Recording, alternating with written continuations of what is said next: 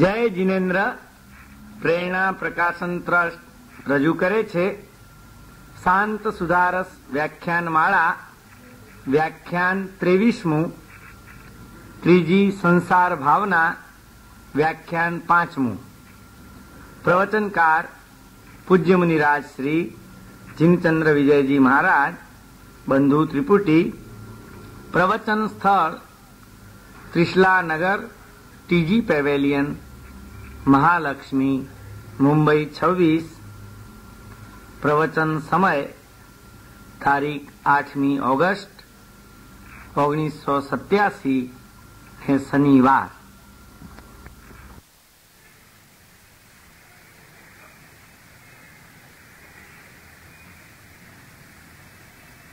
सकल संसार भय भेदकम जिनवचो मनसि निबधान रे विनय परिणमय निश्रेयसम् विहित समरस सुधा पान रे कलय संसार मतिदारुणम्।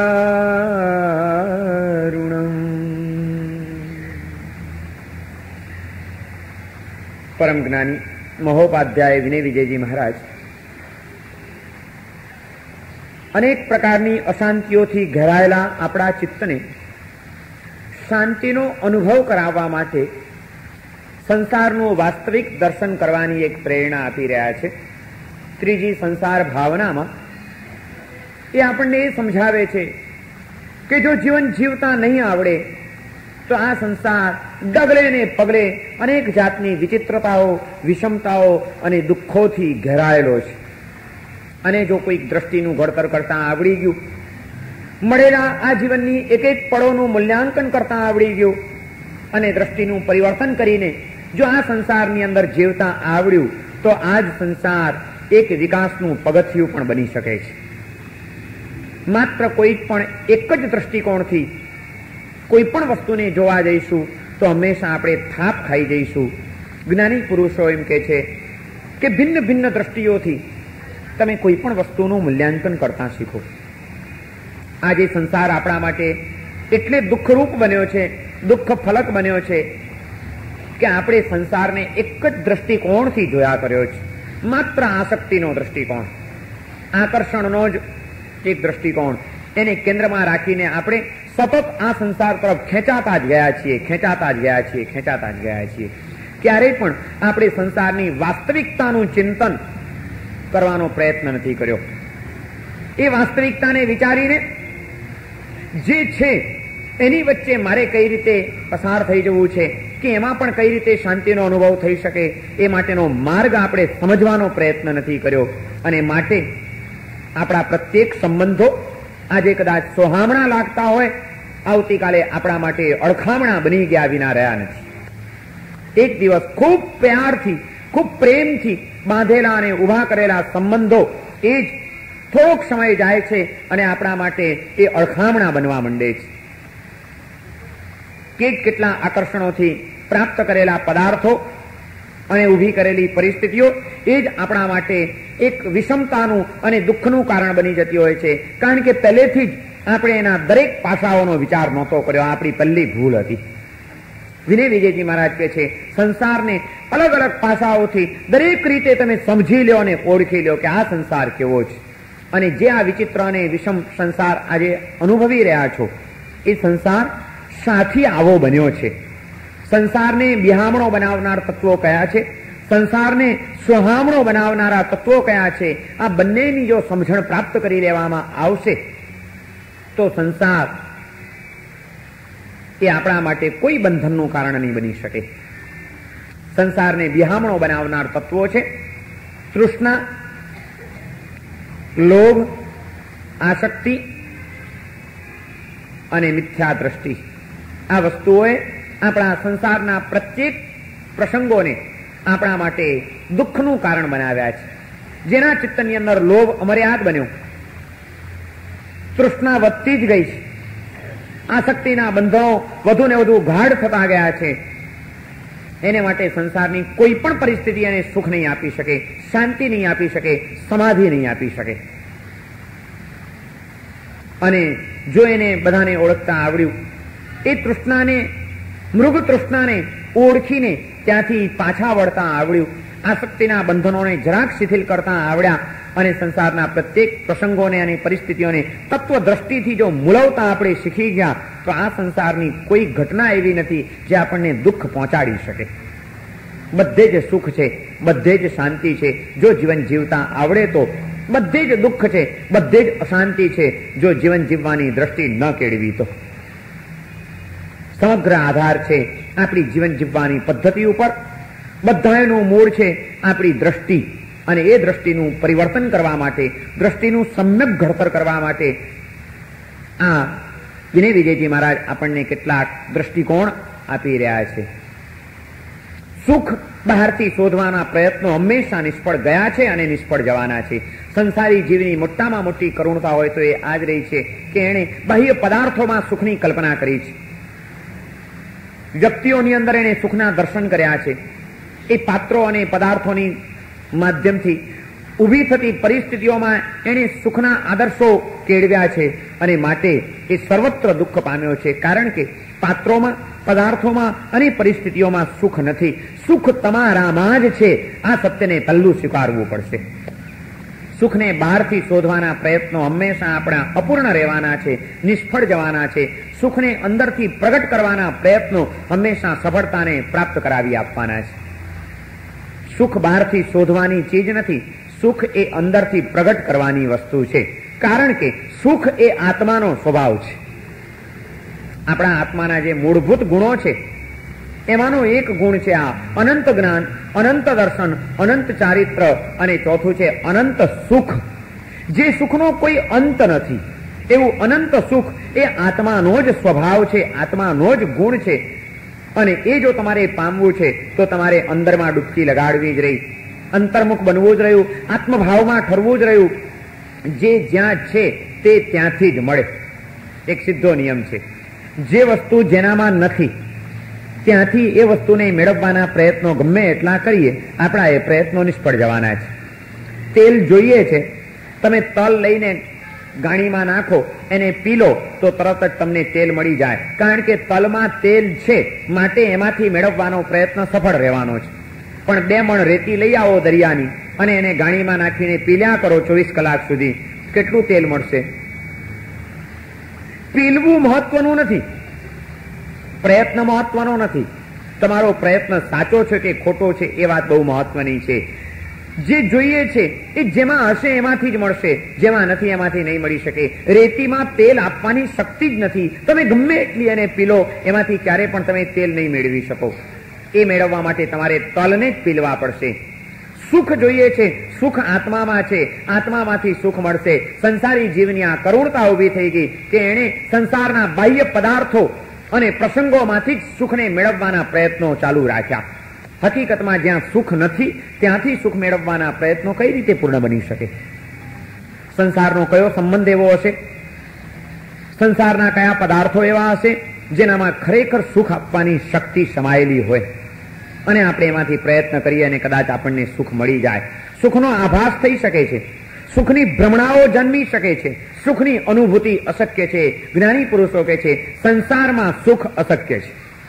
તે મૃગ તૃષ્ણા હશે તોય, ઝાંઝવાના જળ હશે, પરણિયાને દેખાય છે ઝાંઝવાના જળ, પણ હકીકતમાં છે નહીં, એ માત્ર એની ભ્રમણા છે. એમ સંસારી જીવને દેખાય છે ક્યાંક સુખ, ઘડીભરને માટે અનુભવાય છે કદાચ એ સુખનો કોઈ ખ્યાલ, પરંતુ એ માત્ર એમનું ઝાંઝવાના જળ જેવું એક ભ્રમણ છે, અથડામણ છે, અકળામણ છે. એમાં વાસ્તવિક કોઈ સુખની અનુભૂતિ સંસારી જીવ કરી શકે અશક્ય વાત છે. કેટલી વિચિત્રતાઓ! જન્મથી જ જ્યાં આગળ દુઃખના પ્રારંભ થાય છે, જેમ જેમ જીવન આગળ વધતું જાય તેમ તેમ દુઃખોના ગુણાકાર થતા જાય છે અને મૃત્યુની અંતિમ પળોમાં એનો જવાબ મળતો રહે છે. જન્મ, જીવન અને મરણ, આ બધી વિચિત્રતાઓ અને એના કારણે ઊભી થતી ચિત્તની અંદર જન્મતી વિષમતાઓ, એ વિષમતાઓની વચ્ચે સંસારી જીવ સુખની અનુભૂતિ કરી શકે અશક્ય છે. શું એ કલ્પના રાખે છે, કેવી કેવી એ ધારણાઓ બાંધે છે અને શું એને પ્રાપ્ત થાય છે આ જીવનની અંદર. સંસારમાં સુખ ક્યાંથી મળે અને મળે તો કેટલો સમય માટેનું મળે? રવિન્દ્રનાથ ટાગોરે એક જગ્યાએ એક નાનકડું દ્રષ્ટાંત લખ્યું છે, બહુ મજાનું દ્રષ્ટાંત છે. સંસારની કરુણતા, વ્યક્તિના ચિત્તની અંદર ઊભી થતી વ્યાકુળતાનું એક અદ્ભુત એક દર્શન કરાવી જાય છે. બહુ નાનકડી વાર્તા છે કે એક સજ્જન પોતાની પ્રેમાળ પત્નીનું અવસાન થતા સ્મશાનમાં જાય છે. એની અંતિમ ક્રિયા કરીને એને અગ્નિદાહ આપીને એ સજ્જન પાછો આવે છે ઘરે. ત્યારે એ પિતાનું એકનું એક સંતાન, નાનું બાળક, પિતાને પૂછે છે, પપ્પા મારી માં ક્યાં ગઈ? વિષાદથી ભરેલા હૈયે હમણાં જ જેને હજી અગ્નિદાહ આપીને આવ્યો છે એવી પોતાની પત્નીની યાદમાં આંસુ ભીની આંખે પિતા નાના બાળકને શું સમજાવે કે એની માં ક્યાં ગઈ છે? બાળક પૂછે છે, મારી માં ક્યાં ગઈ? ત્યારે પેલા સજ્જન કંઈ બોલી શકતા નથી. એ ખાલી આંગળી ઊંચી કરે છે કે તારી માં ઉપર ગઈ છે, આટલું જ કહે છે. બીજું શું સમજાવે એ બાળકને? આખો દિવસ પસાર થઈ જાય છે, રાત પડે છે, પિતા પુત્ર બંને જણા સૂઈ જાય છે, પણ બાળકને આગે આખો દિવસ પોતાની માં જોવા નથી મળી. એ સતત માની યાદમાં તડપતો રહ્યો છે. અને પિતાએ કીધું હતું કે તારી માં ઉપર ગઈ છે. મધરાત જામે છે, પિતા સૂઈ ગયા છે. તે વખતે નાનું બાળક લપાતું છુપાતું ઊભું થાય છે. ધીમે રહીને ઊભું થઈને પોતાની બિલ્ડિંગની ઉપરની અગાસીમાં જાય છે. એને કંઈ સમજ નથી. એટલું જ એને તો ખબર છે કે માં ઉપર ગઈ છે. ઉપર જાય છે, અગાસીમાં ચડીને ઉપર જુએ છે, ક્યાંય એને માં દેખાતી નથી. અનંત આકાશની અંદર મબરખ તારાઓ. આ બધા તારાઓને જોઈને બાળક વિચારમાં પડી જાય છે કે હું કોને પૂછું કે મારી માં ક્યાં છે? તમે કલ્પના કરો, રવિન્દ્રનાથ ટાગોરે એક કલ્પના ચિત્ર જ આપ્યું છે કે સંસારની કરુણતા કેટલી છે. એ પિતાના હૃદયની અંદર કેવા કેવા મનોમંથનો અને વ્યથાઓ જન્મી હશે. આકાશની ઉપર મીટ માંડતા પોતાની મા માટે ટળવળતા એ બાળકના હૃદયની અંદર કેવી કેવી વ્યાકુળતાઓ અને વ્યથાઓ પેદા થઈ હશે. અને જયારે અનંત આકાશની અંદર એ ટમટમતા તારલાઓને એને જોયા હશે ત્યારે એને પ્રશ્ન ઉભો થાય છે કે હું આમાંથી કોને પૂછું કે મારી માં ક્યાં છે? મને કોણ જવાબ આપશે? છેવટે કંટાળે છે, ઉદ્વિગ્ન બન્યો છે, થાકે છે અને બે હાથ લાંબા કરીને એ બાળક રાતના મધરાતે ત્યાં ચીસ પાડે છે, માં માં માં તું ક્યાં છે? માં તું ક્યાં છે? રવિન્દ્રનાથ ટાગોર કહે છે કે બાળકના હૃદયમાંથી નીકળતી માની આ ત્રાસ, રાણ, એ ચીસ, એ શું આ સંસારની એક કરુણતા નથી? આ સંસાર કેટલો કરુણ છે, જે પોતાના અંતરના સ્નેહાળ સ્વજનોને ચાહતો હોવા છતાં પણ પામવાની સિદ્ધિ નથી આપી શકતો. પોતાની પ્રિય વ્યક્તિને માટે વળવળતો રહે છતાં એને નથી પામી શકતો. એ સંસારની અંદર બીજું કદાચ ગમે એટલું મળી પણ ગયું હોય, એ સંસારને સોહામણો કેમ કહી શકાશે? વિનય વિજયજી મહારાજ કહે છે, સંસાર દુઃખ રૂપ છે. આ સંસારના કોઈ પણ સંબંધો તમને શાશ્વત કોઈ સુખ આપી શકે, અનંત સુખની અનુભૂતિમાં તમને લઈ જઈ શકે, એ અશક્ય વાત છે. સંસાર દુઃખ રૂપ છે, કારણ કે સુખ આપવાની શક્તિ સંસારમાં નથી, સંસારના કોઈ સંબંધોમાં નથી. સુખ એ આત્માનો સ્વભાવ છે. જે જ્યાં છે તે ત્યાંથી જ મળશે, જે જ્યાં નથી એને ત્યાંથી મેળવવાના પ્રયત્નો હંમેશા અપૂર્ણ અને નિષ્ફળ રહેવાના છે. આપણે આજે એક ગંભીર ભૂલ કરી છે. જ્યાં નથી ત્યાં સુખની શોધમાં નીકળી પડ્યા છીએ અને વાસ્તવિક ભૂમિકા એ જ્યાં આગળ સુખ છે, જે આપણા સંસારને સોહામણો બનાવી શકે એમ છે, સંસારની પ્રત્યેક પળોને આનંદથી તરબતર કરી શકે એમ છે, એવી જે અંતરની અનુભૂતિઓ છે, અનુભૂતિઓની આપણે ગંભીર ઉપેક્ષા કરી દીધી છે. આપણું જીવન આજે અનેક ઘાથી ઘેરાયેલું છે. કેટલા ઘા આ હૈયાની અંદર લાગેલા હશે, જેની ઉપર માત્ર મલમ પટ્ટાઓ કરવા સિવાય આપણે આપણી જિંદગીમાં બીજું કંઈ કરી શકતા નથી. આપણી જિંદગી એટલે શું છે? નવા નવા લાગતા ઘા અને ઘા ઉપર મલમ પટ્ટા કરવાના પ્રયત્નો અને આપણી જિંદગી પૂરી, બસ બીજું કંઈ જ નથી. ક્યાં છે આમાં સુખની અનુભૂતિ? જે કંઈ પ્રયત્નો કર્યા છે ને જે કંઈ પામ્યા છીએ, બહુ બહુ તો જીવનમાં આવેલા દુઃખોને ધક્કો મારવાનો પ્રયત્ન છે. સુખની અનુભૂતિ ક્યાંય નથી. અને આપણે દુઃખના અભાવને સુખ માની લેવાની ભૂલ કરી બેઠા છીએ. ભૂખ લાગી, ભૂખનું દુઃખ ઉત્પન્ન થયું, મનગમતું ભોજન મળ્યું, તૃષ્ણાનું દુઃખ, સરસ મજાના ટેસ્ટ કરવાનું દુઃખ ઉભું થયું, લાલસા જાગી, પ્રિય પદાર્થો મળી ગયા ભોજનના, અને એ ભૂખનું કે જીભની તૃષ્ણાનું જે દુઃખ હતું એને આ પદાર્થોના માધ્યમ દ્વારા આપણે ધક્કો માર્યો. એ દુઃખને થોડોક ટાઈમ માટે સમાવી દીધું અને આપણે એમ માન્યું કે મને સુખ મળી ગયું, આમાંથી સુખ મળ્યું. દુઃખના અભાવને જ આપણે સુખ માની લીધું. સુખ એ દુઃખનો અભાવ નથી, સુખ એ આત્માનો સ્વભાવ છે. દુઃખનો અભાવ જુદી વસ્તુ છે અને આત્માનો સ્વભાવ જુદી વસ્તુ છે.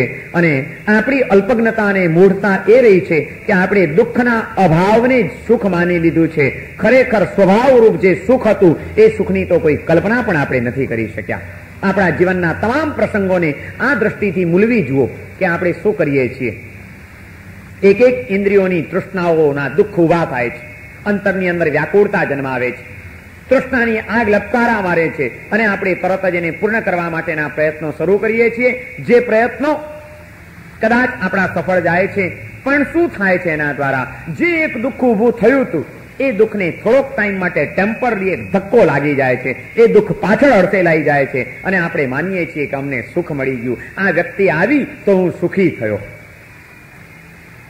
જો સુખ હોય તો એ સુખ જવું ન જોઈએ, કારણ કે સુખ સ્વભાવરૂપ છે અને સ્વભાવ એકવાર પ્રગટ થયા પછી ક્યારે પણ જાય નહીં. ગમે તેમ હોય પાછો એ સ્વભાવમાં આવવું જ જોઈએ. પાણીનો સ્વભાવ છે ઠંડા રહેવાનો, એનો સ્વભાવ ક્યારે પણ જશે ખરો? ગમે એટલો કાળ વ્યતીત થઈ જાય અને ગમે એવી વિકટ પરિસ્થિતિઓ ઉભી થઈ જાય, ગમે એવી આગની ઉપર પણ તમે પાણી મૂકી દો, પણ જ્યાં આગ શાંત થઈ કે ચૂલા ઉપરથી પાણી નીચે ઉતર્યું એટલે વળી પાછા થોડાક સમયની અંદર પાણી કેવું? ઠંડુ. ગમે એટલું ધગધગતું ગરમ થઈ ગયું હશે પણ એ પાણી ઠંડુ થયા વિના રહેવાનું નથી, કારણ કે શીતળતા એ પાણીનો સ્વભાવ છે અને સ્વભાવ ક્યારેય પણ જતો નથી. આપણે જે દુઃખના અભાવને સુખ માની લીધું છે એ જો સ્વભાવ હોત તો એ દુઃખનો અભાવ એકવાર જે થઈ ગયો, જે સુખની અનુભૂતિ થઈ ગઈ કોઈક વ્યક્તિના કારણે, કોઈક વસ્તુના કારણે, કોઈક સંયોગના કારણે, કોઈક પરિસ્થિતિના કારણે, એ આપણી અનુભૂતિ ક્યારેય પણ ખંડિત ન થવી જોઈએ. પરંતુ અનુભવ એવો છે કે થોડોક સમય સુધી જે વસ્તુ સુખ આપે છે, થોડોક સમય સુધી જે વ્યક્તિ સુખ આપે છે, એ જ વસ્તુ, એ જ વ્યક્તિ આપણી પાસે હોવા છતાં એમાં આપણે પછી સુખની અનુભૂતિ નથી કરતા. અકળામણ આવવા માંડે છે, હવે એનો પણ ત્રાસ લાગવા માંડે છે, એનાથી પણ છુટકારો મેળવવા માટેનું મન થયા કરે છે. કેમ? કારણ કે હકીકતમાં એ સ્વભાવરૂપ સુખ નહોતું. દુઃખના અભાવને આપણે સુખ માની લેવાની ભૂલ કરી હતી. જો સ્વભાવ હોત તો એમાં સતત સુખની અનુભૂતિ ચાલુ જ રહેવી જોઈતી હતી. જે કોઈ આ સંસારની અંદર જીવન જીવતા આત્માઓ, મહાત્માઓ, મહાપુરુષો થયા અને જેમણે આ રીતે સ્વભાવરૂપ સુખની અનુભૂતિ કરી છે, એમને કોઈ દિવસ પછી એ સ્વભાવરૂપ સુખ ગયું નથી. એમાં સતત વિકાસના પંથે એમની આગેકૂચ ચાલી રહી છે. દુઃખ એમને ક્યારેય સતાવી શક્યું નથી. સુખને અને દુઃખને પણ ઊંડાણથી સમજવાની જરૂર છે. સુખની અને દુઃખની પણ પરિભાષાઓ સમજવાની જરૂર છે. દુઃખના અભાવને જો સુખ માની લઈશું તો તમે સુખ શેને કહેશો પછી સાચું સુખ? એ જ સુખ છે. એક એક ઇન્દ્રિયોની આપણી અનુભૂતિઓ આ જ છે. ભૂખનું દુઃખ લાગ્યું, ખાવાનું મળી ગયું એટલે પેલા દુઃખને ધક્કો લાગ્યો અને આપણે સુખ માન્યું. સરસ સાંભળવાની તૃષ્ણા જાગી છે, સંગીત રેડિયો ચાલુ કર્યો, સરસ મજાનું સંગીત સાંભળવા મળી ગયું, આપણને આનંદ આવી ગયો, આપણે માની લીધું કે રેડિયો એ મારા સુખનું કારણ છે, કારણ કે એમાંથી મને સુખ મળ્યું. સુખ નથી મળ્યું. પેલી જે હવે કંઈક સાંભળવાની તૃષ્ણા જાગી હતી, ઈચ્છા જન્મી હતી અને એ ઈચ્છા એને તમને વ્યાકુળ બનાવ્યા હતા. આ સાંભળવાથી તમારી વ્યાકુળતા ટળી છે, બાકી કંઈ મળ્યું નથી તમને. ટળવું જુદી વાત છે અને મળવું જુદી વાત છે. આપણી તો વ્યાકુળતા ટળી છે ખરી, મળ્યું છે શું આપણને? અને આપણે ટળવાને જ મળવાનું માની લીધું. ત્યાં આગળ આપણી એક ગંભીર ભૂલ થઈ ગઈ. જે કોઈ પણ આજની આપણી સુખની અનુભૂતિઓ છે એ સિવાય ઈચ્છાઓની પૂર્તિ માટેના ઉપર છલ્લા પ્રયત્નો સિવાય કંઈ જ નથી બીજું. ઈચ્છાઓની પૂર્તિના ઉપર છલ્લા જ પ્રયત્નો આપણે કર્યા છે અને ઈચ્છા એ દુઃખનું કારણ છે. આપણા જ્ઞાની પુરુષોએ, ભગવાન મહાવીરે કીધું કે ઈચ્છા એ જ દુઃખનું કારણ છે. અને એવી ઈચ્છાઓ પાછી કોઈ એનો અંત નથી. ઈચ્છાઓ આકાશ સમા અનંતયા. આગમ ગ્રંથોની અંદર એમ કીધું કે ઈચ્છાઓ આકાશની જેમ અનંત છે. જેમ આકાશનો કોઈ છેડો નથી, એનો જેમ કોઈ અંત નથી, એમ માનવીના મનની અંદર ઉઠતી અને ઊભી થતી ઈચ્છાઓ, એ ઈચ્છાઓનો કોઈ અંત નથી. ગમે એટલી ઈચ્છાઓ તમે ઊભી કર્યા જ કરો, એનો કોઈ અંત આવવાનો નથી. અને એ ઈચ્છાઓ એ તમારા અંતરને વ્યાકુળ બનાવ્યા વિના રહેવાની નથી. કારણ કે તમામ ઈચ્છાઓ પૂર્ણ થાય એ આ સંસારની અંદર ક્યારેય કોઈને માટે પણ શક્ય બન્યું નથી. એટલે એ વ્યાકુળતા, એમાંથી તમે મુક્ત નહીં બની શકો. અને માટે સંસાર દુઃખ રૂપ છે. કારણ કે સંસારમાં નવનવી નિત નવી ઈચ્છાઓ જન્મ્યા જ કરતી હોય છે. એ ઈચ્છાઓને પૂર્ણ કરવા માટે જીવાત્મા સતત પ્રયત્ન કરતો રહે છે. પરંતુ આ સંસાર પ્રત્યેક વ્યક્તિની પ્રત્યેક પ્રકારની પ્રત્યેક ઈચ્છાઓને પૂર્ણપણે સફળ બનાવી શકે એ આ સંસારની અંદર ક્યાંય પણ શક્ય નથી. માટે આ સંસાર સર્વત્ર દુઃખ રૂપ છે. કોની ઈચ્છાઓ અહીં આગળ પૂરી થઈ છે? કોની સિદ્ધિને પ્રાપ્ત કરી શક્યું છે? અંતરની આપણી અનુભૂતિઓ આપણને શું કહી રહી છે? તો પછી સુખ કઈ રીતે મળે? સંસારમાં પણ સુખ મળી શકે એમ છે. ઈચ્છાઓને ઓછી કરતા જાઓ, ઈચ્છાઓને નિયંત્રિત કરતા જાઓ. ઈચ્છાઓના કારણે ઊભી થયેલી વિકટતાઓ અને વિષમતાઓ એની મેળે ઓછી થઈ જશે. માણસ શા માટે નવા નવા બંધનો બાંધે છે? શા માટે નવી નવી જવાબદારીઓ સ્વીકારે છે? શા માટે નવી નવી ઝંઝાળો ઊભી કરતો જાય છે? કારણ કે એની પાછળ એના અંતરમાં કોઈક ઈચ્છા જન્મેલી છે. એ ઈચ્છાને પૂર્ણ કરવા માટે એને કોઈક વ્યક્તિનો સહારો જોઈએ છે, માટે સંબંધો બાંધે છે. એ ઈચ્છાને પૂર્ણ કરવા માટે એને કોઈક વસ્તુની આવશ્યકતા ઊભી થાય છે, માટે વસ્તુને પ્રાપ્ત કરવા માટે દોટ મૂકે છે. અંતરની એ ઈચ્છાઓને પૂર્ણ કરીને આનંદની અનુભૂતિની તમન્ના જાગૃત થઈ છે, માટે તમન્નાઓને સફળ બનાવવા માટે એ કોઈક જાળ બિછાવે છે. પણ એને ખબર નથી કે પોતાની બિછાવેલી જાળમાં છેવટે પોતે જ બંધાતો જાય છે. એના જ પ્રયત્નો એને માટે સરવાળે સુખની અનુભૂતિની પ્રબળતા વધારવાને બદલે વ્યાકુળતાની વધારવામાં પરિણમી જતા હોય છે. અને પછી એને એમ થાય છે કે મેં આ નક્કામી ઝંઝાળ ઊભી કરી, માંડ છૂટ્યો તો ને વળી આ ઉપાધિમાં મુકાયો, ખોટું કર્યું. પણ તે વખતે એમાંથી નીકળવું એના માટે પાછું મુશ્કેલ બની જતું હોય છે. સંસાર ત્રાસ જન્માવી દે છે. કેવી કેવી વિચિત્રતાઓમાં મૂક્યા છે. વિનય વિજયજી મહારાજે આખી આ ભાવનાની અંદર એક એક વિચિત્રતાઓનું વર્ણન કર્યું છે કે આ સંસાર કેવી વિચિત્રતાઓથી ઘેરાયેલો છે. એમાં આંતર સંસારના પહેલા એમણે આપણને રૂપકો દેખાડ્યા કે એક બાજુ લોભનો દાવાનળ જાગ્યો છે, બીજી બાજુ મૃગતૃષ્ણા જેવી લાલસાઓ સતત હૃદયને પીડી રહી છે, અને એની વચ્ચે એ આંતર સંસારના કારણે સમગ્ર બાહ્ય સંસાર વધુ ને વધુ વિહામણો બનતો જાય છે. કે જે બાહ્ય સંસારની અંદર એનો પ્રારંભ દુઃખથી થાય છે. જન્મની અંદર ગર્ભાવસ્થાના દુઃખો, અંધારી કોટડીમાં 9-9 મહિના સુધી પુરાયેલા રહેવું પડ્યું આ સંસાર જીવતો રહ્યો માટે. જો સંસારથી મુક્ત બની ગયા હોત તો પહેલી એ સજા, ત્રાસ એની અંદર મુકાવવું ન પડત. ગર્ભાવસ્થાના દુઃખો, પછી જન્મના દુઃખો, પછી બચપણની પરાધીનતાના દુઃખો, પછી યુવાનીના ઉન્માદના દુઃખો, પછી પ્રૌઢાવસ્થામાં કુટુંબની સમાજની જવાબદારીઓને વેઢારવાના દુઃખો, અને એ બધામાંથી મુક્ત થઈને છેવટે જીવન જ્યારે પૂર્ણ થવા આવે ત્યારે વૃદ્ધાવસ્થાની પણ પરવસ્તાઓના દુઃખો, અને એ બધું પૂરું કરીને પણ છેલ્લે મૃત્યુ આવે ત્યારે મૃત્યુના પણ દુઃખો. આમાં ક્યાં સુખની અનુભૂતિ દેખાય છે? અને આટલું બધું કર્યા પછી પણ છેવટે અંતે પરિણામ શું? મૃત્યુ જ ને છેલ્લું તો. અને એટલા માટે તો આ સંસારની અંદર કેટલું કરવું પડે છે એનો કોઈ દિવસ વિચાર કર્યો છે ખરો આપણે? ગુજરાતનો જાણીતો કવિ બેફામ, એને બહુ સરસ એનો જાણીતો શેર છે, બેફામ તોય કેટલું થાકી જવું પડ્યું. બેફામ તોય કેટલું થાકી જવું પડ્યું, નહીં તો જીવનનો માર્ગ છે ઘરથી કબર સુધી. જીવન એટલે બીજું શું છે? ઘરથી શરૂ થાય છે અને સ્મશાનમાં પૂરું થાય છે. અહીંથી અહીં પહોંચવું આટલું જ જીવન છે. પણ એટલો માર્ગ કાપવાને માટે તો આ સંસારી જીવને કેટલું થાકી જવું પડે છે. શરીરથી, મનથી અને જીવનથી કેટલા થાકીને લોથપોથ થઈ જાય છે, ત્યારે ઘરથી શરૂ થયેલી એની યાત્રા, જે ઘરમાં એનો જન્મ થયો અને સ્મશાનમાં એની યાત્રા પૂરી થાય છે, આ એક યાત્રા પૂર્ણ કરવા માટે એને જિંદગીના માર્ગ ઉપર કેટલા ભાર વેઠાડવા પડે છે, કેટલાના સહારા લેવા પડે છે, કેટલાની કાંધે ચડી ચડીને એને આ માર્ગ કાપવો પડે છે, ત્યારે ત્યાં સુધી પહોંચી શકે છે. બેફામ તો એ કેટલું થાકી જવું પડ્યું. નહીં તો જીવનનો માર્ગ છે ઘરથી કબર સુધી. કોઈ દિવસ જીવનનો આપણે આ વિચાર કર્યો છે ખરો કે આ બધું કરીને, આટલા દુઃખો સહન કરીને, આવી વિષમતાઓમાંથી પસાર થઈને, આવી મનની વ્યાકુળતાઓને વેઠારીને હું જે જીવન જીવી રહ્યો છું અને જે સંસાર તરફ વધુ ને વધુ દોટ મૂકી રહ્યો છું, એ સંસાર હકીકતમાં એનું અંતિમ પરિણામ શું? એક ગામની અંદર એક મહારાજ સાહેબ વિહાર કરતા કરતા આવ્યા હતા. મે વેકેશનના દિવસો હતા. રોજ એમના પ્રવચનની અંદર એક શેઠ આવે. એસએસસીની પરીક્ષાઓ પૂરી થઈ ગઈ હતી. પરીક્ષાઓ પૂરી કરીને બહારગામ ભણતો દીકરો વેકેશન ગાળવાને માટે ઘરે આવ્યો હતો. એક દિવસ એ પોતાના દીકરાને લઈને ભેગો લઈ જાય છે મહારાજ સાહેબની પાસે. શેઠ વ્યાખ્યાનમાં પ્રવચન પૂરું થયું પછી મહારાજ સાહેબની પાસે બેસે છે, પોતાના દીકરાની ઓળખાણ કરાવે છે કે મહારાજ સાહેબ, આ મારો પુત્ર છે, હમણાં જ એસએસસીની પરીક્ષા આપીને વેકેશન ગાળવા માટે ઘરે આવ્યો છે, આજે આપના દર્શન કરાવવા માટે લઈ આવ્યો છું.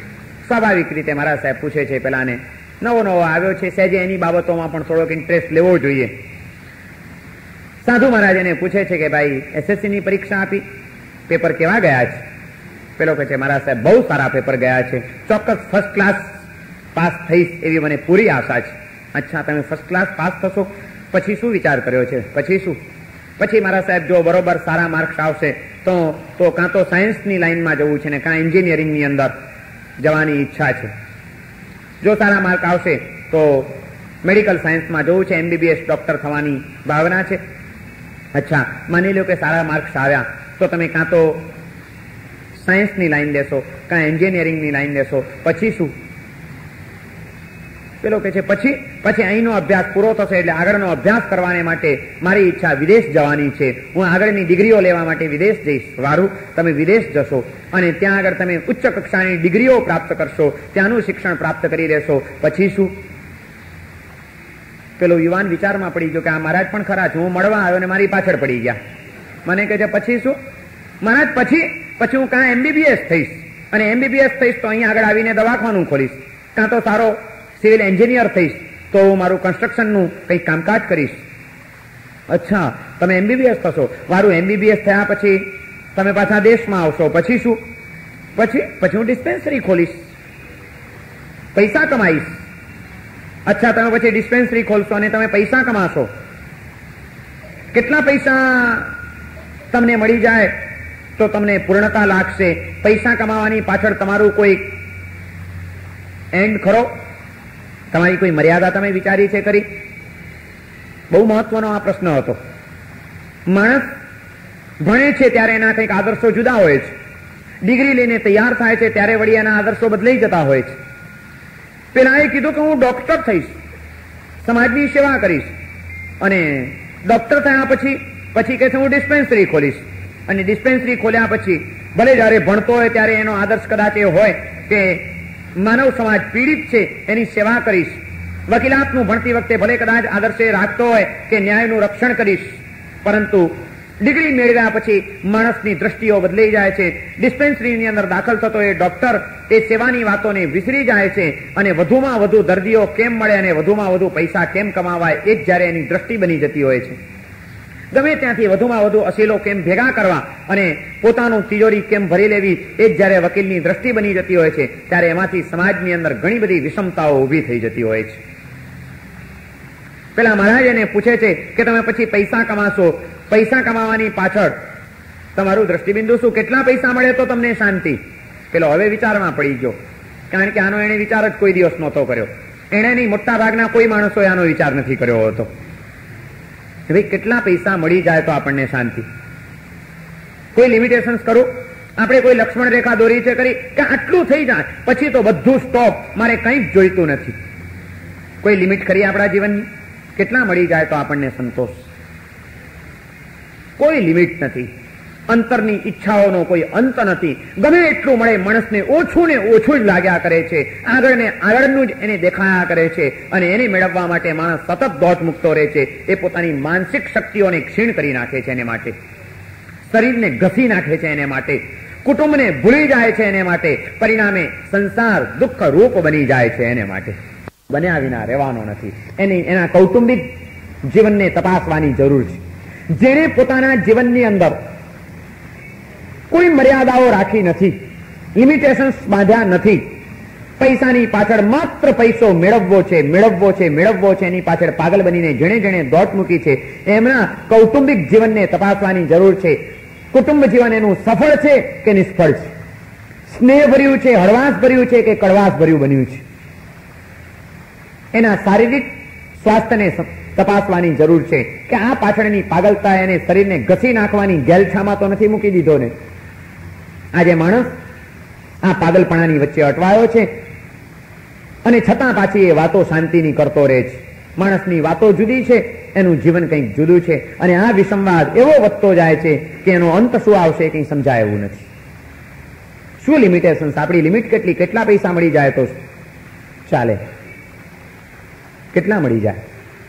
અને છતાં પાછો માણસ ફરિયાદ કરતો રહે છે, મહારાજ સાહેબ મુંબઈની તો કઈ લાઈફ છે? કઈ 1 મિનિટની શાંતિની હેરાન થઈ ગયા. ટેલિફોન વાળા તો જીવ ખાઈ જાય છે, પણ કોણ તને કે છે?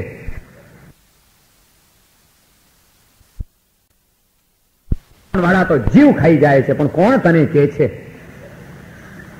ફરિયાદ કરવાનો કોઈ અધિકાર નથી આપણને. આપણે થાંભલાને પકડીને ઉભા રહેવું છે ને પછી કેવું છે કે થાંભલો મને છોડતો નથી. એના જેવી આપણી હાલત છે. તારે શાંતિથી જીવવું હોય તો તને અશાંત કરનાર કોઈ નથી, પણ આપણે શાંતિની વાતો કરવી છે. ખરેખર આપણને શાંતિ ક્યાં જોઈએ છે? આપણને તો બીજું જ કંઈક જોઈએ છે. પેલા મહારાજ પેલાને પૂછે છે કે વારું તમે પૈસા કમાશો પછી શું? પેલાને એમ થઈ ગયું કે હવે આ મહારાજનું પછી શું ક્યારે પૂરું થશે? પણ કે મહારાજ પૈસા કમાશું એટલે વ્યવસ્થિત જરા ગોઠવાઈ જશે, સારી રીતે પૈસા કમાતા થઈશું એટલે અમે લગ્ન કરીશું, પરણશું. અચ્છા, પછી તમે લગ્ન પણ કરશો? વારું તમે પરણશો, પછી પરણ્યા પછી શું? કે પરણ્યા પછી બધા જેમ કરે છે એમ અમે કરશું, આનંદ પ્રમોદ કરશું, ઇન્દ્રિયોના ભોગ સુખો ભોગવશું. એમ કરતા કરતા અમને પણ બાળ બચ્ચા થશે એટલે પરિવારની સાથે આનંદથી જીવીશું. અચ્છા, તમે લગ્ન કરશો, પરણશો, પછી મોજ શોખ કરશો, પછી તમને બાળ બચ્ચા થશે. વારું પછી શું? પછી પ્રેમથી અમારા બાળકોને ઉછેરશું, સંભાળથી એને મોટા કરીશું અને મોટા થશે એટલે અમે રિટાયર્ડ થઈશું, નિવૃત્ત થઈશું. અચ્છા, પછી તમારા છોકરાઓ કારોબાર સંભાળતા થશે એટલે તમે રિટાયર્ડ થશો. વારું રિટાયર્ડ થયા પછી શું? મહારાજ છોડતા જ નથી આજે. અને હવે પેલો માણસ ખરેખર કંટાળ્યો હતો. આ બહુ મહત્વનો પ્રશ્ન છે કે ઘરડા થયા, છોકરાઓ જવાબદારીઓ સંભાળતા થયા, આપણે ઘરડા થયા, રિટાયર્ડ થયા પછી શું? રિટાયર્ડ થયા પછી શું? આ પ્રશ્ન ઘણા બધા લોકોને મૂંઝવતો હોય છે ને એટલા જ માટે ઘણા બધા લોકો રિટાયર્ડ થવામાં પણ ગભરાતા હોય છે કે કરવું શું પછી? કારણ કે કોઈ શુભ પ્રવૃત્તિનો આનંદ તો પકડ્યો જ નથી, કોઈ અંદરનું કેન્દ્ર તો મળ્યું જ નથી કે બહારનું કોઈ જ ન હોય, કંઈ જ ન હોય, તે છતાં પણ પ્રતિપળ આનંદથી તરબતર કરીને વિતાવી શકાય એવી કોઈ કળા તો હસ્તગત કરી નથી. એટલે માણસને પોતાનો જ પોતાને ડર લાગે છે કે નિવૃત્ત થઈ જઈશ તો પછી નવરો થઈને કરીશ શું? ટાઈમ કેમ પાસ થશે? ગાંડો નહીં થઈ જવું? માણસ પોતાનાથી જ પોતે ગભરાય છે. આજે અંદરનો એનો ખાલીપો એને સતત ડરાવી રહ્યો છે. એ અંદરનો ખાલીપો ભરવા માટે માણસ સતત બહારની જંજાળ અને તોફાનો ઉભા કરતો જાય છે. આ અંદરનો ખાલીપો ભર્યા વિના કોઈને ચાલી શકવાનું નથી. આજે આપણું જીવન અંદરથી ખોખરું થતું ગયું છે. બહારથી ગમે એટલું ભરાતું ગયું હોય પણ અંદરથી આપણે ખાલી થતા ગયા છીએ અને અંદરના એ ખાલીપાએ આપણા સંસારને વધુ દુઃખરૂપ અને બિહામણો બનાવ્યો છે. પેલા મહારાજ પેલાને પૂછે છે કે તમે પછી ગરડા થશો, રિટાયર્ડ થશો પછી શું? હવે પેલો ખરેખર કંટાળ્યો હતો, હવે એની પાસે કોઈ જવાબ નહોતો એટલે એને માથું ફેરવીને કીધું કે મહારાજ પછી શું કરો છો? પછી અમે એક દાડો મરી જઈશું. કે કંટાળીને જ્યાં એને કીધું કે મહારાજ અમે પછી મરી જઈશું. મહારાજ કે બસ મારે આટલું જ જાણવું હતું. એટલે તમે મરવા માટે આટલું બધું કરશો? એક મરવા માટે તમે આટલી બધી પ્રક્રિયામાંથી પસાર થશો અને આટલું કરીને છેવટે તમે મરી જશો. જંગલની અંદર જીવન જીવતા આદિવાસીઓ પણ મરે છે, અને તમારે પણ મરવા માટે જો આટલું બધું કરવાનું હોય તો તમને એમ નથી લાગતું કે તમે કંઈક ભૂલ્યા છો? પહેલી જ વાર આવેલા યુવાનને આ સંતે એક જીવન અંગેની નવી દ્રષ્ટિ આપી કે તારા જીવનની અંદર સતત આ એક પ્રશ્ન પૂછતો રહેજે, જે કંઈ પણ કરે ભલે બધું કરજે, પણ એની પછી તારા આત્માને પ્રશ્ન પૂછજે કે આ તો મેં કર્યું પણ પછી શું? દરેકે આપણે આપણી જાતને આ પ્રશ્ન રોજ પૂછવા જેવો છે કે જે કંઈ કરી રહ્યો છું, જે કંઈ માણી રહ્યો છું, જે કંઈ ભોગવી રહ્યો છું, જે કંઈ ઊભું કરી રહ્યો છું, બધું થઈ જશે, આજે થઈ જશે, વાંધો નહીં આવે. કદાચ પ્રયત્ન અને પ્રારબ્ધ બંને જોર કરતા હશે તો પણ પછી શું? ઘરની અંદર આ બોર્ડ મારવા જેવું છે ભીંત ઉપર મોટા અક્ષરે, પછી શું? અને છેલ્લો જવાબ આ જ આવશે કે પછી મરી જઈશું. અને જેણે આ વિચાર નથી કર્યો એ હકીકતમાં એવી જ રીતે મરી જતા હોય છે કે વળી પાછા જન્મ, જીવન અને મરણની એક ઘટમાળ નવી ઊભી થતી હોય છે. અને જેણે આ વિચાર કર્યો છે કે પછી શું, અને એ વિચારના કારણે બિહામણા આ સંસારને સોહામણો બનાવવાના માર્ગે જેણે ડગ માંડી દીધા છે, એવા યોગી પુરુષો એને પછી આ પ્રશ્ન મૂંઝવતો નથી કે પછી અમે મરી જઈશું, એમ એ કહેતા નથી. એ તો કે છે કે અબ હમ અમર ભય ન મરેંગે. એ કે છે અમારે વળી મરવાનું શું? સંસારી કે પછી અમે મરી જઈશું. સંસારથી સંસારમાં રહેવા છતાં સંસારથી ઉપર ઉઠેલા સંતો જ એમ બોલી શકતા હોય છે કે અબ હમ અમર ભય ન મરેંગે. યા કારણ મિથ્યાત્વ દિયોત જ ક્યો કર દેહ ધરેંગે. અમારે પછી અમે દેહ ધારણ નહીં કરીએ, પછી અમે અમર બની જઈશું, એમ એ આનંદ ઘનો જ કહી શકે. આપણે આનંદ ઘન નથી. સંસારી જીવ આનંદ ઘન ક્યારે પણ ન બની શકે. આપણો આનંદ કેવો? એમનો આનંદ ઘન હતો, આપણો આનંદ પ્રવાહી છે. ઘડીકમાં આમ ઢળી પડે, ઘડીકમાં આમ ઢળી પડે, ઘડીકમાં આમ ઢળી પડે. આપણા આનંદને ઢળી પડતા ક્યાંય વાર લાગે? ઘન વસ્તુ હોય ને એ સ્થિર રહે, અને પાણી સહેજ જમીન ઉપર નાખો તો જે બાજુ ઢાળ હોય એ બાજુ.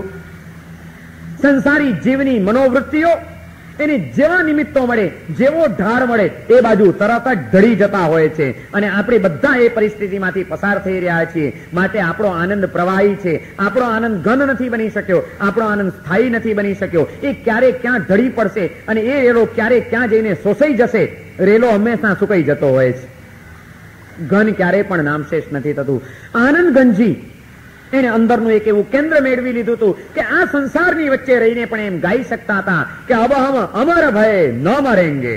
સંસારી જીવ કે પછી અમે મરી જઈશું, આનંદ ગંજી એમ કે અમે અમર થઈ જઈશું. સંસારને સોહામણો બનાવવો હશે તો આ સિદ્ધિ પ્રાપ્ત કરવી પડશે. આનંદને ઘન બનાવતા શીખો. આનંદ ઘન બની જાઓ તો આ સંસાર દુઃખરૂપ નથી, એને માટે આ સંસાર પણ સુખરૂપ છે. કારણ કે સંસારમાં રહીને જ એ સંસારથી પર થવાની સિદ્ધિઓ પ્રાપ્ત કરી શકે છે. આ સંસારમાં રહીને આનંદ ગંજીની પાસે એ કળા હતી. સંસારના કોઈ આકર્ષણોમાં એ ખેંચાયા નહીં, કોઈ પ્રલોભનોમાં એ લલચાયા નહીં, પણ એ બધાની વચ્ચે જાગ્રત રહીને દુઃખને ધક્કો મારવા રૂપ સુખની અનુભૂતિના ઊંધા માર્ગે ચાલવાનો પ્રયત્ન કરવાને બદલે સહજ સુખના પ્રકટીકરણ રૂપ જે સાચા સુખનો માર્ગ હતો એ પકડવાનો પ્રયત્ન એમણે કર્યો એમના જીવનમાં. પરિણામે એમને પૂર્ણ સફળતા એમાં પ્રાપ્ત થઈ. આપણા પ્રયત્નો દુઃખને ધક્કો મારવા રૂપે છે. દુઃખના અભાવને સુખ માની લેવાની ભૂલ આપણે કરીએ છીએ. આનંદ ઘન એ આત્માના સ્વભાવરૂપ સુખને પ્રાપ્ત કરવાના પ્રયત્નો કરતા હતા. એમની ને આપણી વચ્ચે જો કોઈ ફરક હોય તો તે આટલો જ હતો.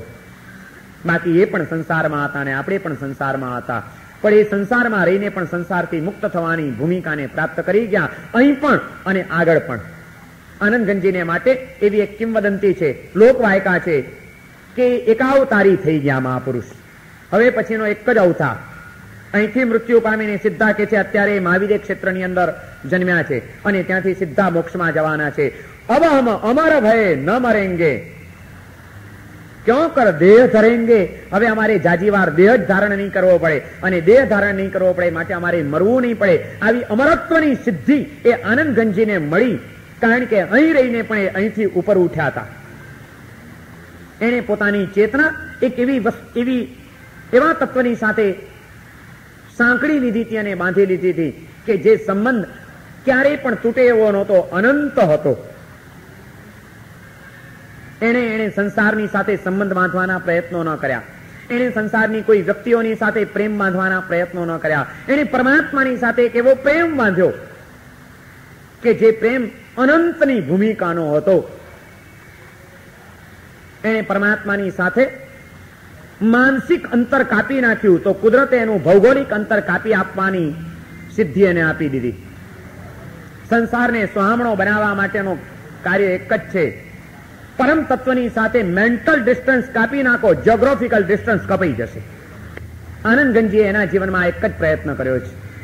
પરમાત્માની સાથેનું માનસિક અંતર એને એટલું બધું કાપી નાખ્યું, એવી માનસિક એકતા કેળવી લીધી કે કુદરતે એને અહીંથી ઉપાડીને એનું ભૌગોલિક અંતર કાપી આપ્યું. એને મહાવીર ક્ષેત્રમાં મૂકી દીધા. સાક્ષાત તીર્થંકરનો ભેટો એને કરાવી દીધો કે જ્યાં આગળ હવે એને કોઈ અંતર સતાવે નહીં. અને ત્યાંથી અનંત સિદ્ધોની સાથે એની ચેતના એવી વિલીન થઈ જશે કે જે પછી અનંતની ભૂમિકાનું હશે, આત્માના સહજ સુખની અનુભૂતિ હશે એની પાસે. ભૌગોલિક અંતરની ચિંતા કરવા જેવી નથી કે 14 રાજલોકનું અંતર છે કે 7 રાજલોકનું અંતર છે. એ અંતર તો એની મેળે કપાશે. અંતર ચેતનાની સાથેનું માનસિક અંતર કાપી નાખો.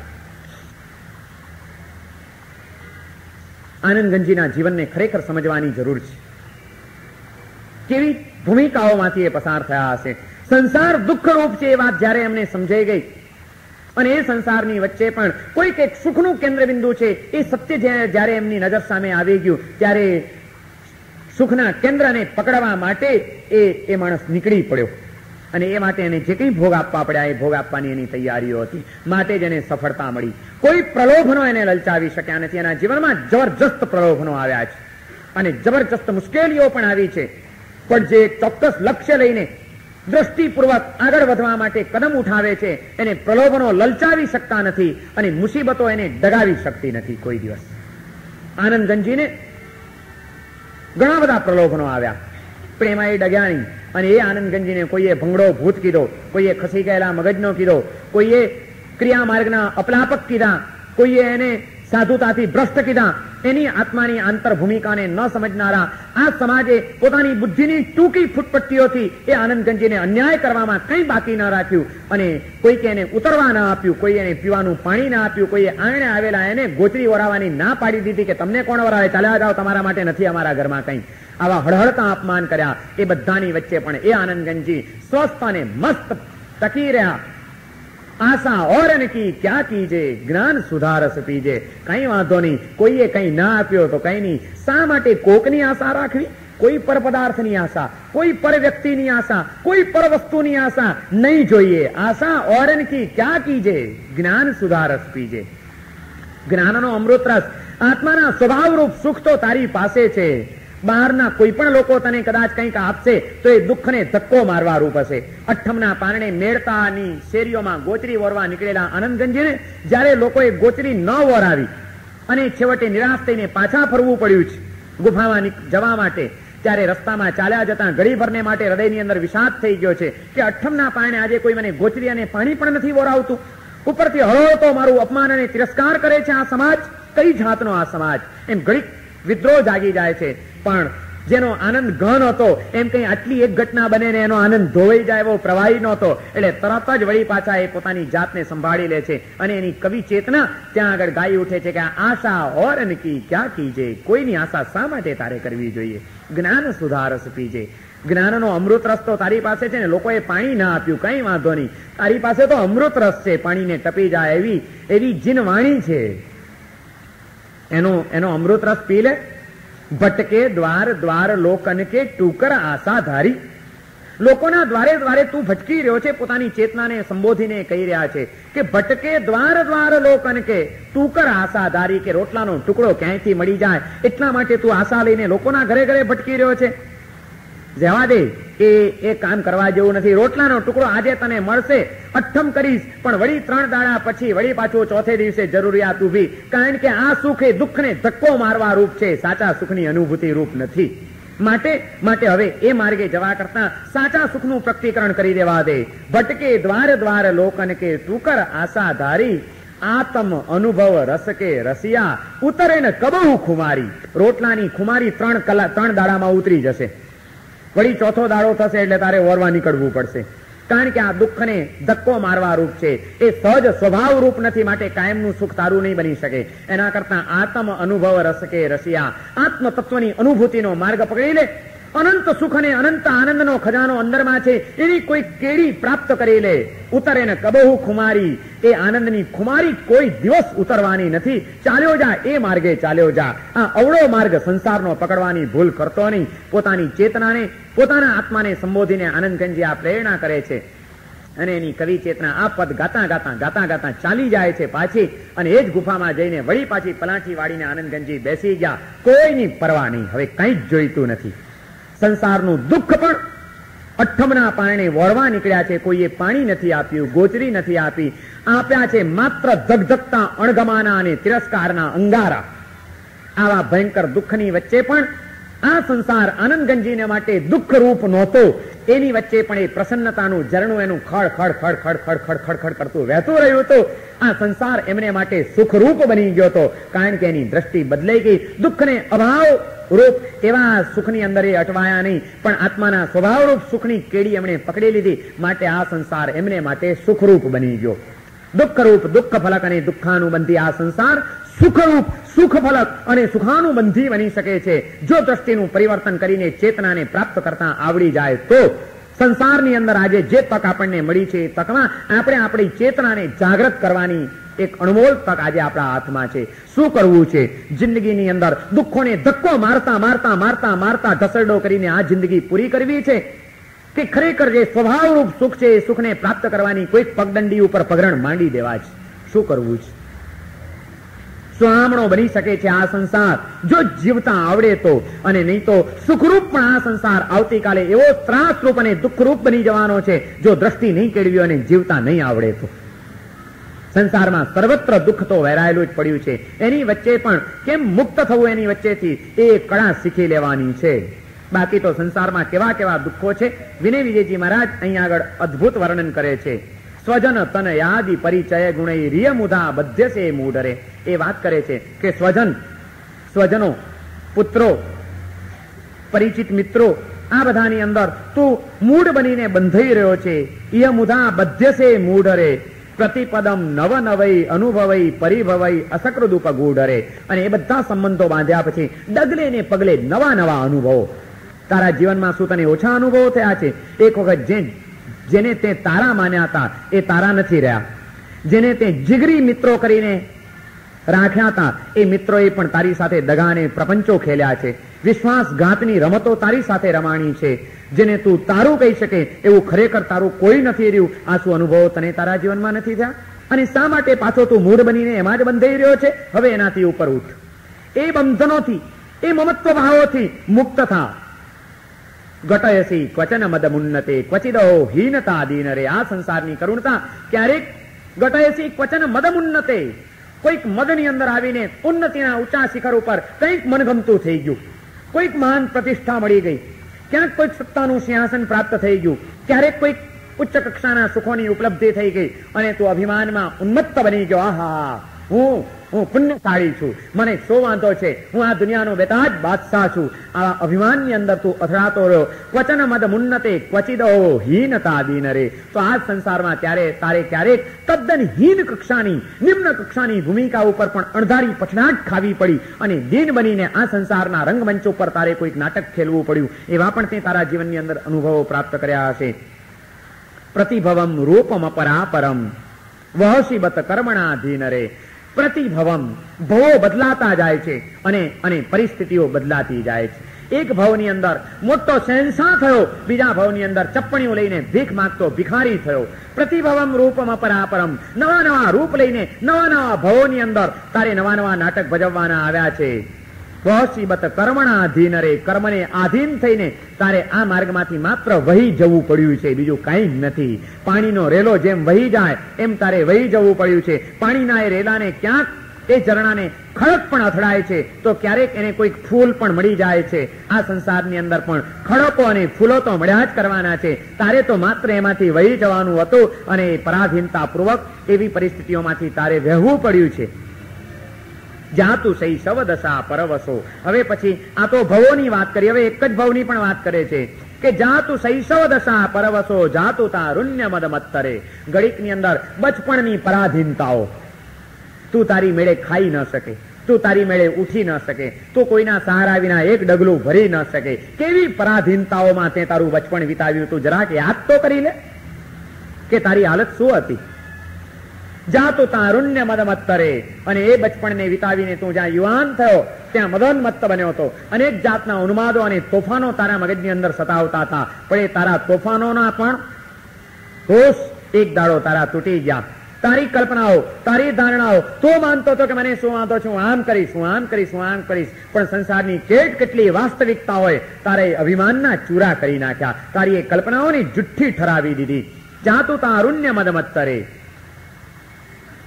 બચપણની અંદર પરાધીનતા હતી, યુવાનીની અંદર મદોન્મત્તતા હતી. જાતું દુર્જય જરા જર્જરો જાતું પિતૃપતિ પરાયત્તરે. અને એ રીતે યુવાનીની અંદર પણ અનેક અથડામણોમાંથી પસાર થઈને હવે ગડપણની પરવસ્તાઓ આવી. દુર્જય જરા જર્જરો, જેને જીતી ન શકાય એવી જરા અવસ્થા, એને તને આખો ને આખો જર્જરિત કરી નાખ્યો. અને છેવટે યમરાજના હાથની અંદર તું મુકાઈ ગયો. શું મળ્યું તને? અને જ્યાં યમરાજના મોતના સકંજામાં આવી ગયા પછીની વળી પાછી નવી નાલેશીઓ છે. વ્રજતી તનયોપી નનુ જનકતામ તનયતામ વ્રજતી પુનરેસરે. આજનો જે પુત્ર છે એ અહીંથી ભવ પલટો થયો. કદાચ એ જ બે આત્માઓ વળી પાછા એક જન્મની અંદર જે પુત્ર હતો એ પિતા થઈ જાય છે, અને જે પિતા હતો તે પુત્ર બની જાય છે. વિષમતાઓ ઘણી બધી છે. આજની પત્ની બીજા ભાવની, ક્યારેક કોઈક ભાવની માતા બની જાય છે, અને એક વખત જેની સાથે માતા તરીકેનો પૂજ્યભાવ ભર્યો વ્યવહાર કર્યો હતો એ જ આત્મા ક્યારેક પત્ની રૂપે તને પાછો ભેટી જાય છે, અને એની સાથે તારે સંસાર ભોગવવાનો આવી જાય છે. આવી બધી નાલેશીઓ અને વિષમતાઓથી ભરેલો આ સંસાર છે. યત્ર દુઃખાર્તિ ગદદવલવૈ રનુદિનમ દય્યસે જીવરે. શું છે આ સંસારની અંદર? દુઃખાર્તિ ગદદવલવૈ.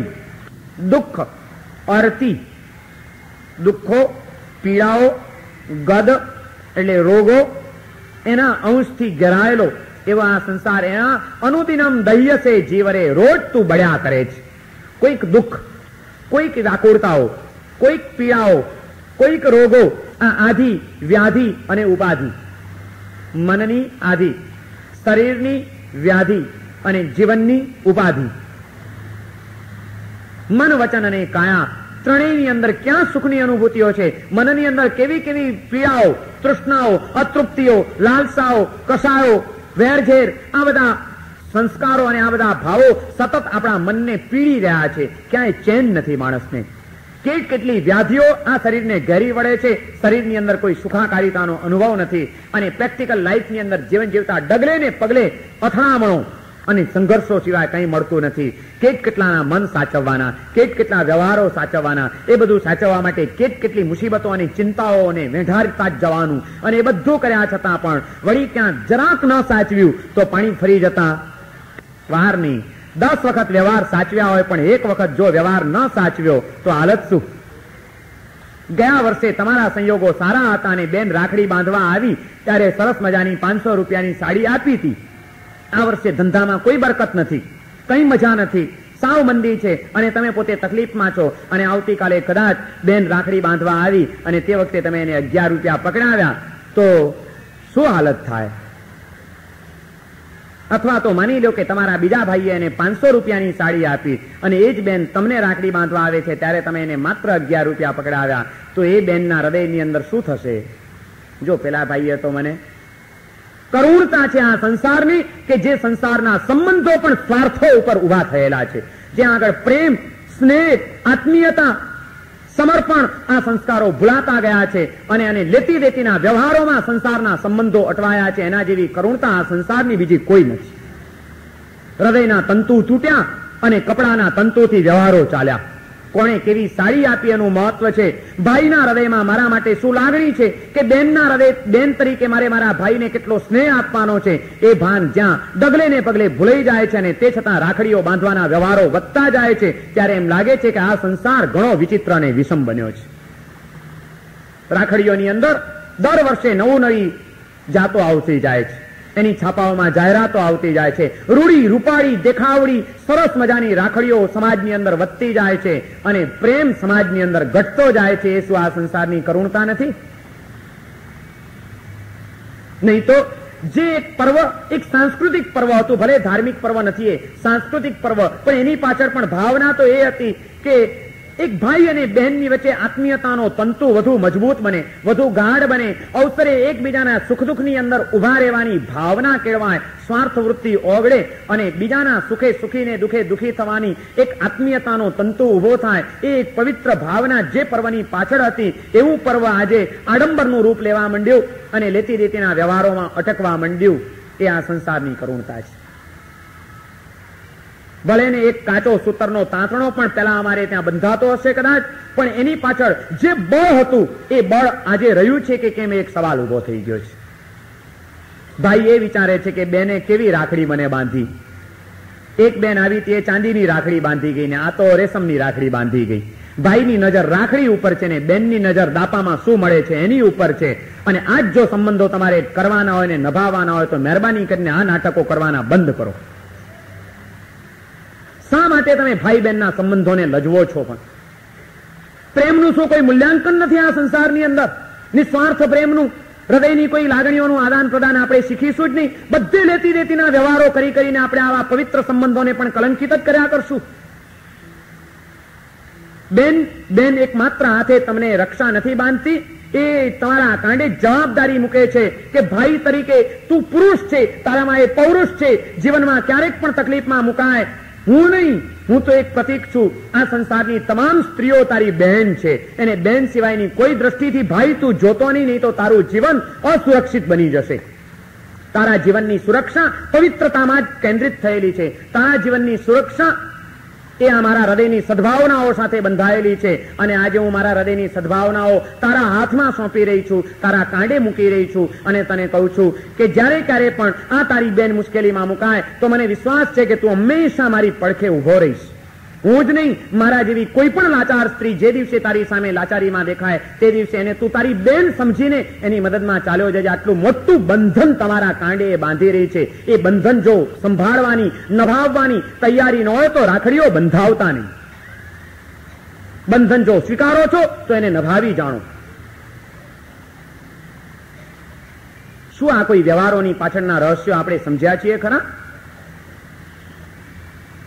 કોને આ બધી સમજણ આપતી કંઈ સમજાતું નથી. આ સંસાર દુઃખરૂપ બન્યો છે એનું કારણ આ છે કે માણસની દ્રષ્ટિઓ બદલાઈ ગઈ છે. માટે આ સંસારમાં ત્રાસ વધ્યો છે, દુઃખ વધ્યો છે, નાટક, દંભ અને આડંબરો વધ્યા છે. સત્યતા અને સૌજન્યતા, સ્નેહ અને સરળતા એ આજે દુર્લભ બનતા ગયા છે. માટે આ સંસાર દુઃખરૂપ છે. નહીં તો કોઈ દિવસ ભાઈ બહેનના સંબંધોમાં આવા ગંદવાળ આપણે કલ્પી પણ ન શકીએ કે જ્યાં આગળ માત્ર આ સ્વાર્થની જ ગણતરીઓ હોય, લેતી દેતીની જ દ્રષ્ટિઓ હોય. એ તે કંઈ ભાઈ બહેનના સંબંધ કહેવાય? દુનિયામાં ઘણી જગ્યાઓ છે લેતી દેતીઓ કરવાની. કમસે કમ મારી જાય ભાઈને તો એનાથી મુક્ત રાખો. પોતાની સગી બેનને તો એ દ્રષ્ટિથી ન જુઓ કે કોણે ચાંદીની રાખડી બાંધીને કોણે સૂતરની રાખડી બાંધી. બહારની ક્રિયા ગૌણ છે, એની પાછળના હૃદયના સ્નેહના તંતુઓ, સ્નેહની આત્મીયતાના સ્પંદનો એ બહુ મહત્વના છે. એનું તો કોઈક મૂલ્યાંકન કરો. આપણી દ્રષ્ટિ સોના ચાંદી ઉપર જ મંડાયેલી રહેશે કે કોઈકના હૃદયનું પણ કોઈ મૂલ્યાંકન કરતા આપણે શીખીશું ક્યારેક? બધે મુસીબતો ઉભી થઈ ગઈ છે. વિનય વિજયજી મહારાજ કહે છે આ સંસારની અંદર ક્યાં જવું? મનની આધિઓ, શરીરની વ્યાધિઓ, જીવનની ઉપાધિઓ, એનાથી આ સંસાર ઘેરાયેલો છે. અને એ દુઃખોથી ભરેલા આ સંસારની અંદર સુખની અનુભૂતિ અને સુખની કલ્પના ક્યાં કરવા જવું? કોની પાસે રાખવી એ અપેક્ષાઓ? તો શું કરવું હવે? દર્શયન કિમપી સુખ વૈભવમ સંવરન તદત સૈવરે વિપ્રલમ ભયતિ બટુકમ ઇવ જનમ. દર્શયન કિમપી સુખ વૈભવમ, જરાક સુખનો વૈભવ દેખાડે છે આ સંસાર. સંવરંસ તદથ સહસૈવરે, અને ઘડીક વારની અંદર પાછું એ સુખ હરી લે છે. આ સંસાર કેવો છે? સુખનો ટુકડો બતાડે છે, વળી પાછો ખેંચી લે છે, વળી બતાડે છે, વળી ખેંચી લે છે. લલચામણો આ સંસાર એ તમને લલચાવી રહ્યો છે. બતાડે ને ખેંચી લે, બતાડે ને ખેંચી લે. વિપ્રલમ ભયતિ શિશુમૈવ જીવમ કાલ બટુકોય મત્રૈવરે. જેમ નાના બાળકને માણસ લલચાવે, લે ચાલ ચોકલેટ આપું, ચાલ અહીંયા આવ, અને એમ કરતા કરતા ખેંચી જાય. એમ આ સંસાર માણસને જાત જાતની લાલચો આપી આપીને ધસરડો કરાવ્યા કરે છે, ખેંચ્યા કરે છે. અને આ કાળ, આ સંસાર એ સતત જીવને ઠગ્યા કરે છે. જ્યાં આગળ ઠગાવા સિવાય બીજું કઈ નથી આ સંસારમાં. એવો સંસાર દુઃખરૂપ છે. હવે શું કરવું? આ બધી દુઃખમયતાનું વર્ણન કર્યું. વિનય વિજયજી મહારાજ છેલ્લે હવે ઉપાય બતાડે છે. સકલ સંસાર ભય ભેદકમ જીન વચો મનચી નિબધાન રે. સગળાય સંસારના ભયોને ભેદી નાખનાર, સંસારના ભયોથી આપણને મુક્ત કરાવનાર. સકલ સંસાર ભય ભેદકમ જીન વચો મનસી નિબધાન રે. જીન વચનને મનની અંદર ધારણ કરી લ્યો. જીનેશ્વરોએ જે સંસારમાં રહેવા છતાં સંસારથી ઉપર ઉઠવાની તત્વ દ્રષ્ટિઓ આપી. નિશ્રેયસમ સકલ સંસાર ભય ભેદકમ જીનવચો મનસી નિબધાન રે. વિનય પરિણમય નિશ્રેયસમ વિહિત સમરસ સુધા પાન રે. સમરસનું, સુધાનું, સમતાનું, શાંતિનું, અમૃત રસનું પાન કરીને મોક્ષને પ્રાપ્ત કરી લ્યો તો આ સંસાર એ અહીં જ તમારા માટે સુહામણો બની જશે. સગળાએ સંસારના ભયોને ભેદી નાખવાની તાકાત જીન વચનની અંદર છે. જીનેશ્વરોની એ વાણી, જીનેશ્વરોના એ વચન દ્વારા પ્રાપ્ત થતી તત્વદ્રષ્ટિઓ, એ તત્વદ્રષ્ટિઓ તમારા તમામ ભયોને ભેદી નાખશે અને તમને કોઈક સાચા સુખની કેડી ઉપર લાવીને મૂકી દેશે, સ્વભાવરૂપ સુખની પ્રાપ્તિ કરાવી દેશે. એના શરણે ચાલ્યા જાઓ. આ છેલ્લી વાત કરીને વિનય વિજયજી મહારાજ સંસાર ભાવનાને અહીંયા આગળ પૂર્ણ કરે છે. આપણે આ ત્રીજી ભાવનાનું અહીંયા આગળ પરિસમાપન કરીએ છીએ. આવતીકાલ સર્વમંગલ માંગલ્યમ સર્વકલ્યાણકારણમ પ્રધાનમ સર્વધર્માણામ જૈનમ જયતિ શાસનમ.